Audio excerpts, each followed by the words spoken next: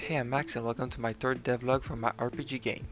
In this video, I'll be making the target system with a display so we can see the info about the target and start the combat system by allowing you to auto-attack your target, use spells that hit your target and also use spells that do damage in an area. And at the end, I will also start the base for the aura system that will let you apply different effects to entities that will, for example, boost the damage, boost the defense, the speed, do damage every second or something like that. First, I made the cooldown systems for the spells and display the time left with a bar that goes from the top to the bottom to show when it's ready. Then I did a target texture and implemented a base blueprint for a targetable entity. Next, I applied this blueprint as a parent of the mobs that I had already put into my scene to allow me to target them.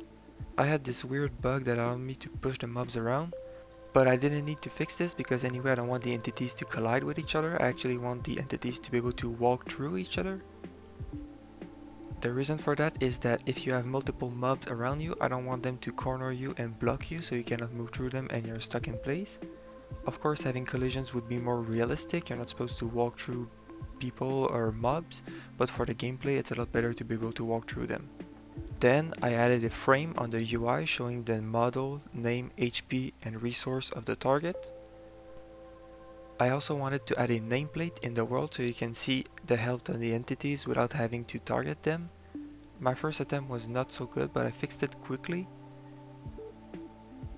I made them show only when they're close to the player so it doesn't fill the screen. And I feel like it adds a lot to the game to be able to see the health of the entities that are near you without having to target them every time. Next, I tried setting up the auto attack feature. And other than the animation turning the player into a minion, it worked fine on the first try, which is pretty surprising. So I fixed the animation and made it so when you click the auto attack button or keybind, it toggles it on or off and will make you do a basic swing. Unless you activate an ability, then it will stop to do the ability and resume after.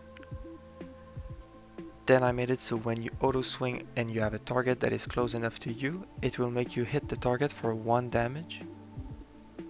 Next, I made the big swing ability do 5 damage, but you won't be able to spam it for a long time because it uses energy to do that. Also, you can move during auto attack, but you cannot move while using an ability, so it's not like the ability replaces the auto attack. Then I made the AOE spells do damage to every entity within a sphere in front of the player, but the further away they are from the center, the less damage they take. So if I do it in front of an enemy, he might take 20, while someone further to the left or to the right might just take 10 or 5.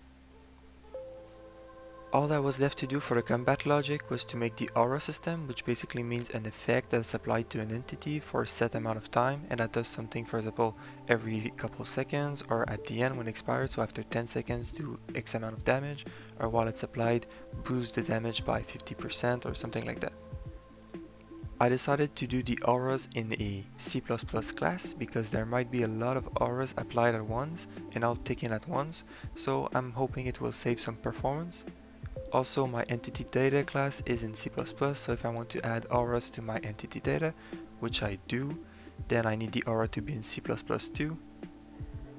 I got a lot of errors and problems as usual because I'm still very new to Unreal, so I don't know the syntax, and apparently Visual Studio only works half the time for the autocomplete, and sometimes it also highlights some things as error when there's no error, so it's really annoying to work with.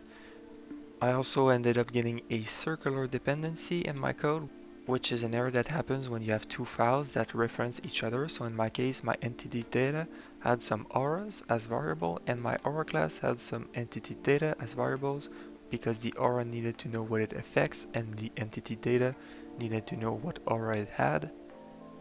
So I had to move and fix a bunch of things, but it ended up working fine.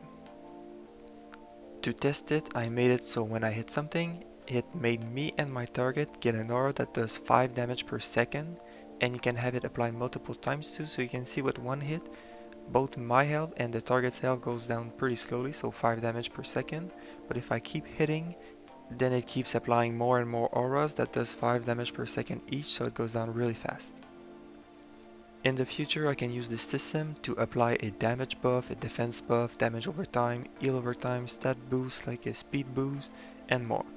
Stay tuned while subscribing if you want to see the future of development of this game. Thank you for watching, and I'll see you later, hopefully.